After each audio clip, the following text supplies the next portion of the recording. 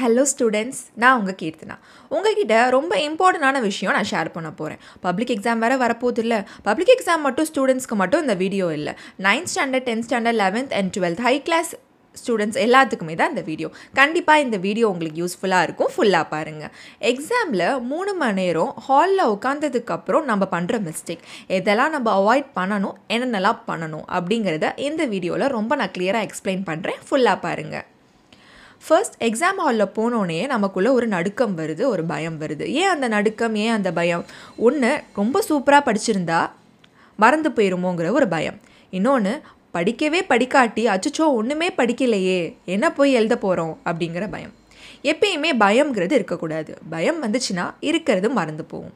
அடுத்து, எக்ஸாம் ஹாலில் 3 மணி நேரம் நம்ம எழுத போகிறோம் இல்லையா? அப்போ நிறைய பேர் கேள்விப்படுறேன், காலையில் பிரேக்ஃபாஸ்ட் ஸ்கிப் பண்ணிவிட்டு எக்ஸாம் ஹாலுக்கு போகிறாங்க.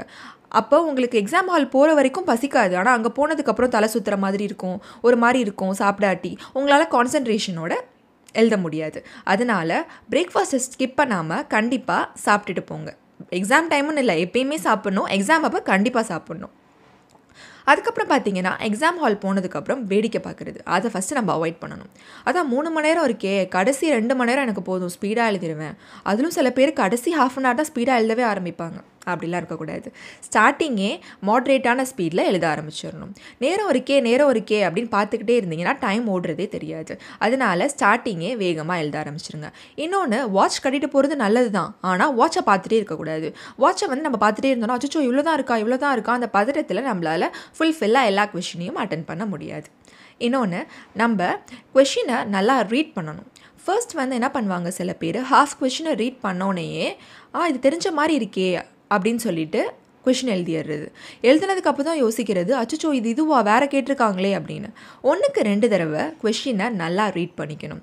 எந்த கொஷினுக்கு எந்த ஆன்சர் கேட்டிருக்காங்களோ அதுக்கு ஆப்டாக எழுதணும். எக்ஸாம் ஹாலில் ஒரு 15 மினிட் முன்னாடியே நம்ம எக்ஸாம் எழுதி முடிச்சிடணும். லாஸ்ட் 15 மினிட் கொஷின் நம்பர் போட்டிருக்கோமா, ஏஆர்பி கரெக்டாக போட்டிருக்கோமா, எல்லா ஆன்சருமே அட்டென்ட் பண்ணியிருக்கோமா அப்படிங்கிறத பார்க்கணும். நிறைய பேர் என்ன பண்ணுறாங்க, பெலிகேன் இல்லைனா ஒயிட்னர் யூஸ் பண்ணி பேப்பரை ரொம்ப ரப் பண்ணி அதை கிழித்து பின்னாடி டிரான்ஸ்பரண்ட் ஆக்கி அதில் இங்கு தெளித்து பேப்பரையே ஒரு மாதிரி ஆக்கிடுறாங்க. அந்த மாதிரிலாம் பண்ணக்கூடாது.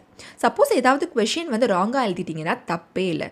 கையில் ஒரு பென்சில் அண்ட் தென் ஸ்கேல் வச்சுக்கோங்க, ஸ்ட்ரைக் அவுட் பண்ணிடுங்க. திக்காக லைட்டாக பண்ணிங்கன்னா தெரியாது, ஸோ திக்காக பண்ணிடுங்க. அதை விட்டுட்டு நீங்கள் பெலிகேன் யூஸ் பண்ணிங்கன்னா 3 to 4 டேஸில் பின்னாடி ஃபேட் ஆகிடும். அப்போ கரெக்ஷன் பண்ணியிருக்கவங்களுக்கு நீங்கள் என்ன எழுதிருக்கீங்கன்னே தெரியாது. இதெல்லாம் ஒரு ட்ராபேக். அதனால் பப்ளிக் எக்ஸாம் ஸ்டூடெண்ட்ஸ் இதை மஸ்ட் அவாய்ட் பண்ணணும்.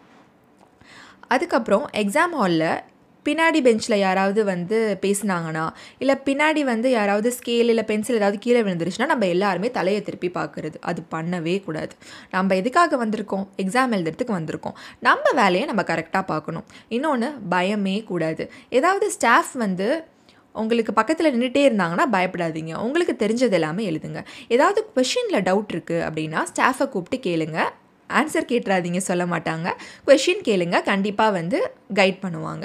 இன்னொன்று, எல்லாமே உங்கள் இன்ஃபர்மேஷன் எல்லாம் உங்கள் பேப்பரில் கரெக்டாக இருக்கா, ரோல் நம்பர்லாம் கரெக்டாக இருக்கா, அதெல்லாம் செக் பண்ணிக்கோங்க. அது நம்மளோட கடமை.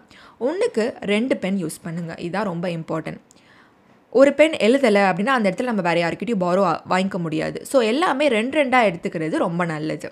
இந்த குட்டி குட்டி டிப்ஸ்லாம் உங்கள் எக்ஸாம் ஹாலில் ஃபாலோ பண்ணி பாருங்கள். கண்டிப்பாக நல்ல இம்ப்ரூவ்மெண்ட் இருக்கும். 3 ஹாரை ரொம்ப ப்ரொடக்டிவாக யூஸ் பண்ணிக்கிட்டிங்கன்னா கண்டிப்பாக நல்ல மார்க்ஸ் ஸ்கோர் பண்ணுவீங்க. All the best. இன்னொரு இன்ட்ரெஸ்டிங்கான வீடியோவில் உங்களை நான் மீட் பண்ணுறேன். தேங்க்யூ.